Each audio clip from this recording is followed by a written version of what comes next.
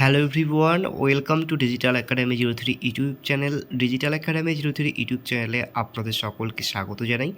তো ফ্রেন্ডস, আবারও একটি নতুন চাকরির বিজ্ঞপ্তি নিয়ে আপনাদের সামনে উপস্থিত হয়েছি। ইতিমধ্যেই কিন্তু রেলওয়ে রিক্রুটমেন্ট বোর্ডের পক্ষ থেকে বিজ্ঞপ্তি প্রকাশ করা হয়েছে, যেখানে টেকনিশিয়ান পদে কিন্তু নিয়োগ করা হয়ে থাকবে। তো এই পদে আবেদনের জন্য শিক্ষাগত যোগ্যতা, বেতনের স্কেল, বয়স সীমা, সিলেকশন প্রসেস কী রয়েছে, এছাড়াও আপনারা কীভাবে আবেদন করবেন এবং আবেদনের শেষ তারিখ কী রয়েছে সে সম্পর্কে বিস্তারিত তথ্য আলোচনা করতে চলেছি আজকের এই ভিডিওটির মাধ্যমে। তো আপনারা ভিডিওটি প্রথম থেকে শেষ পর্যন্ত দেখতে থাকুন। আর আপনারা যদি আমাদের চ্যানেলটিতে নতুন ভিজিট করে থাকেন তাহলে অবশ্যই আমাদের চ্যানেলটিকে সাবস্ক্রাইব করে পাশে দেওয়া বেল আইকনটিতে প্রেস করে রাখুন এরকমই লেটেস্ট চাকরির আপডেটগুলি সর্বপ্রথম পাওয়ার জন্য। তো ফ্রেন্ডস, এখানে আপনারা দেখতে পাচ্ছেন রিক্রুটমেন্ট বোর্ড কিন্তু বলা হয়েছে আরআরবি অর্থাৎ রেলওয়ে রিক্রুটমেন্ট বোর্ড, এবং পোস্ট নেম বলা হয়েছে কিন্তু এখানে টেকনিশিয়ান। এরপর রয়েছে ডিপার্টমেন্ট বলা হয়েছে রেলওয়ে। অ্যাপ্লিকেশন মোড কিন্তু বলা হয়েছে অনলাইনের মাধ্যমে কিন্তু আপনারা এখানে আবেদন করতে পারবেন। নেক্সট রয়েছে শূন্যপদ। এক্ষেত্রে টোটাল শূন্যপদ কিন্তু বলা হয়েছে ৯,১৪৪টি। এক্ষেত্রে টেকনিশিয়ান সিঙ্গেল গ্রেড 1 এর জন্য কিন্তু ১,০৯২টি কিন্তু শূন্যপদ রয়েছে, এবং টেকনিশিয়ান গ্রেড 3 এর জন্য কিন্তু আপনাদের শূন্যপদ রয়েছে ৮,০৫২টি। নেক্সট রয়েছে জব টাইপ। এক্ষেত্রে কিন্তু এখানে বলা হয়েছে job type permanent central government jobs. Job location কিন্তু বলা হয়েছে all over India. Apply form কিন্তু বলা হয়েছে পশ্চিমবঙ্গের যে কোনো জেলা থেকেই কিন্তু আপনারা এখানে আবেদন করতে পারবেন। নেক্সট রয়েছে নোটিফিকেশন ডেট। এক্ষেত্রে কিন্তু ৯/৩/২০২৪ কিন্তু এটির নোটিফিকেশন পাবলিশ করা হয়েছে, এবং লাস্ট ডেট বলা হয়েছে ৮/৪/২০২৪। নেক্সট আমরা দেখে নেব এডুকেশন কোয়ালিফিকেশন কী চাওয়া হয়েছে। টেকনিশিয়ান গ্রেড 1 সিঙ্গেলের যেটা রয়েছে টেকনিশিয়ান, সেক্ষেত্রে কিন্তু বলা হয়েছে bachelor of science in physics অথবা ইলেকট্রনিক্স অথবা কম্পিউটার সায়েন্স অথবা ইনফরমেশন টেকনোলজি। নেক্সট বলা আছে যদি আপনারা ইনস্ট্রুমেন্টেশন থেকে আর কি ব্যাচেলার ডিগ্রি কমপ্লিট করে থাকেন এর ওপর, তাহলেও কিন্তু আপনারা এখানে আবেদন করতে পারবেন।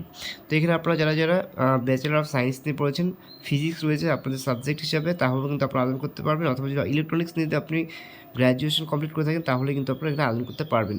এছাড়া যে সমস্ত প্রার্থীরা 3 বছর ডিপ্লোমা করেছেন ইঞ্জিনিয়ারিংয়ের ওপর, তাহারাও কিন্তু এখানে আবেদন করতে পারবেন। এরপর নেক্সট বলা হচ্ছে degree in engineering in the above basic stream or combination. তো আপনারা যদি ইঞ্জিনিয়ারিং করে থাকেন এই ওপরের যে স্ট্রিমগুলো রয়েছে তার উপর, তাহলেও কিন্তু আপনারা এখানে আবেদন করতে পারবেন। নেক্সট রয়েছে টেকনিশিয়ান গ্রেড 3 পদের ক্ষেত্রে বলা হয়েছে মাধ্যমিক পাস কিন্তু করে থাকতে হবে, এবং সাথে কিন্তু বলা হয়েছে আইটিআই কিন্তু কমপ্লিট করে থাকতে হবে রিলিভেন্ট ট্রেডে। তো নেক্সট রয়েছে এজ লিমিট। এক্ষেত্রে কিন্তু আপনার বয়সটি হিসাব করতে হবে ১/১/২০২৪ অনুযায়ী ১৮ থেকে ৩৬ বছরের মধ্যে। সেটা সিগন্যাল গ্রেড 1 পদের ক্ষেত্রে কিন্তু আপনার এজ লিমিট হয়ে থাকতে হবে ৩৬ বছরের মধ্যে, আর টেকনিশিয়ান গ্রেড 3 পদের ক্ষেত্রে কিন্তু আপনার এজ লিমিট হয়ে থাকতে হবে ৩৩ বছরের মধ্যে। এক্ষেত্রে আপনারা যারা এসসি ওবিসি ক্যান্ডিডেট রয়েছেন তারা কিন্তু বয়সের ক্ষেত্রে কিন্তু গভর্নমেন্ট রুলস অনুযায়ী কিন্তু নির্দিষ্ট ছাড় পেয়ে থাকবেন। নেক্সট রয়েছে অ্যাপ্লিকেশন ফি। এক্ষেত্রে কিন্তু জেনারেল প্রার্থীর জন্য 500 টাকা, এবং এসসি পিডব্লিউডির ক্ষেত্রে কিন্তু 250 টাকা কিন্তু এখানে অ্যাপ্লিকেশন ফি হিসেবে ধার্য করা হয়েছে। নেক্সট রয়েছে পেমেন্ট মেথড। এক্ষেত্রে অনলাইন ডেবিট অথবা ক্রেডিট কার্ড অথবা ইন্টারনেট ব্যাঙ্কিংয়ের মাধ্যমে কিন্তু আপনারা এখানে আপনাদের পেমেন্ট কিন্তু করতে পারবেন, অ্যাপ্লিকেশন ফিটি কিন্তু পে করতে পারবেন। নেক্সট রয়েছে স্যালারি। এক্ষেত্রে টেকনিশিয়ান সিগন্যাল গ্রেড 1 পদের ক্ষেত্রে কিন্তু বলা হয়েছে লেভেল 5 অনুযায়ী কিন্তু আপনারা বেতন পেয়ে থাকবেন ২৯,২০০ টাকা।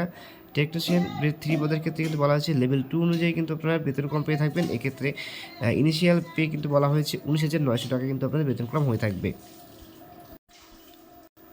নেক্সট আমরা দেখে নেব সিলেকশন প্রসেস কী রয়েছে। এক্ষেত্রে ফার্স্টে কিন্তু আপনাদের কম্পিউটার বেস টেস্ট হয়ে থাকবে, তারপর থাকছে ডকুমেন্ট ভেরিফিকেশন, তারপর থাকছে মেডিকেল এক্সাম।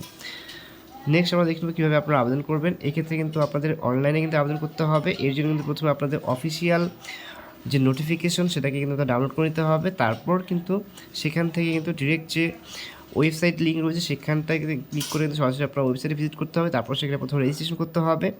আপনাদের কিন্তু সমস্ত ডকুমেন্ট কিন্তু সেখানে পাবলিশ করে সাবমিট করতে হবে। তারপর কিন্তু আপনাদের সেই অর্থাৎ যে অ্যাপ্লিকেশন ফি সেটা কিন্তু পে করতে হবে। তারপর কিন্তু আপনাদের সেটার অ্যাপ্লিকেশন অ্যাকনোলেজমেন্ট বা সেটার যে স্লিপ সেটা কিন্তু আপনাদের প্রিন্ট আউট করে রাখতে হবে। তো এইভাবে কিন্তু আপনারা খুব সহজেই কিন্তু ডাউনলোড অর্থাৎ অ্যাপ্লাই করতে পারবেন।